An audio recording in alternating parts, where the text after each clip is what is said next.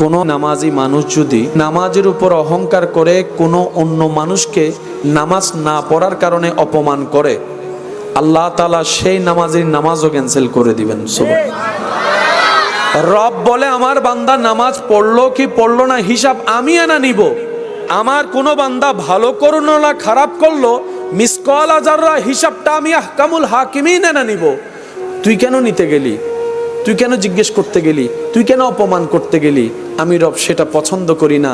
কোনো নামাজিও যদি কোনো অপরাধী মানুষকে অহংকার করে, হিংসা করে, ছোট করায়, অপমান করে, আল্লাহ সেই এবাদতের এবাদত পর্যন্ত ক্যান্সেল করে দেয়।